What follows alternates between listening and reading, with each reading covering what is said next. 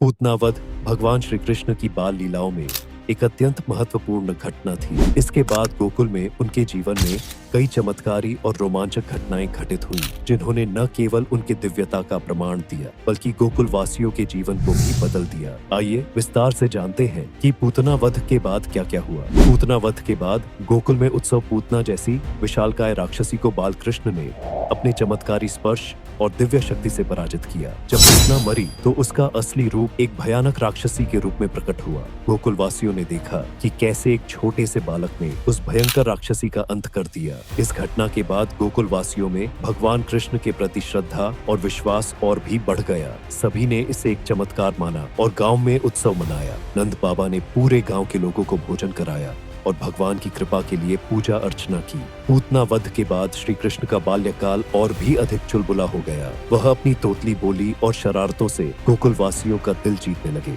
गांव में माखन चोरी की घटनाएं बढ़ने लगी। कृष्ण अपने सखाओं के साथ घर घर जाकर माखन चुराते और खाते। गोपियां उनकी शिकायत लेकर यशोदा माँ के पास जाती, लेकिन कृष्ण की मासूमियत और प्यारी बातों से यशोदा का गुस्सा पिघल जाता। शक्टासुर का वध। पूतना वध के कुछ ही समय बाद गोकुल में एक और भयंकर घटना घटी। शक्टासुर नाम का राक्षस एक बैलगाड़ी का रूप धारण करके कृष्ण को मारने के इरादे से आया। उस समय कृष्ण एक पालने में लेटे हुए थे। जैसे ही बैलगाड़ी के पास आए, बाल कृष्ण ने अपने छोटे छोटे पैरों से बैलगाड़ी को लात मारी, जिससे वह पलट गई और राक्षस का अंत हो गया। गोकुलवासी इस घटना से स्तब्ध रह गए और समझ गए कि यह बालक साधारण नहीं है। तृणावर्त का आक्रमण। कुछ समय बाद कंस ने तृणावर्त नामक राक्षस को कृष्ण को मारने के लिए भेजा। तृणावर्त ने एक भयानक आंधी और तूफान का रूप धारण कर गोकुल पर हमला किया। उसने कृष्ण को उठाकर आकाश में ले जाने का प्रयास किया, लेकिन कृष्ण ने अपनी शक्ति से उसे पराजित कर दिया। तृणावर्त के वध के बाद गोकुल में सभी लोग और अधिक विश्वास करने लगे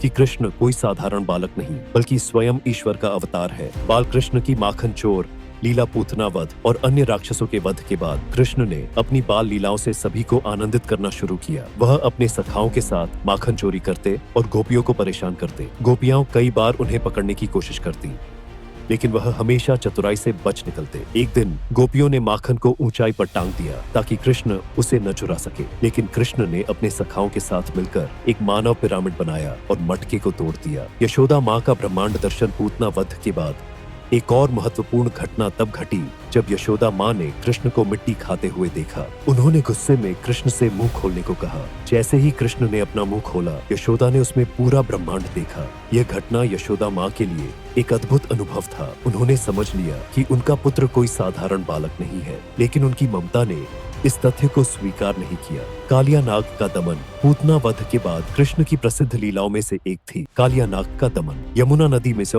कालिया नाम का एक विषैला नाग रहता था, जिसके विष के कारण नदी का पानी जहरीला हो गया था। एक दिन कृष्ण ने अपने सखाओं के साथ खेलते खेलते नदी में छलांग लगा दी। उन्होंने कालिया नाग के फन पर नृत्य किया और उसे पराजित कर दिया। कालिया ने कृष्ण से क्षमा मांगी और कृष्ण ने उसे वहां से चले जाने का आदेश दिया। गोवर्धन पर्वत की पूजा। पूतना वध के कुछ समय बाद कृष्ण ने गोवर्धन पर्वत की पूजा की परंपरा शुरू की। उन्होंने गोकुल वासियों से कहा कि हमें इंद्र की पूजा करने के बजाय प्रकृति और गोवर्धन पर्वत की पूजा करनी चाहिए। इंद्र ने गोकुल पर मूसलाधार बारिश कर दी, लेकिन कृष्ण ने अपनी छोटी उंगली पर गोवर्धन पर्वत उठाकर सभी की रक्षा की। गोकुल से वृंदावन का प्रस्थान। कृष्ण की लीलाओं और राक्षसों के लगातार आक्रमण के कारण गोकुलवासी परेशान हो गए। नंद बाबा ने यह निर्णय लिया कि पूरे गांव को वृंदावन ले जाया जाए। वृंदावन में कृष्ण ने अपनी लीलाओं को जारी रखा। वहां उन्होंने राधा और अन्य गोपियों के साथ रासलीला की। उनकी हर लीला प्रेम, भक्ति और आनंद का प्रतीक बन गई।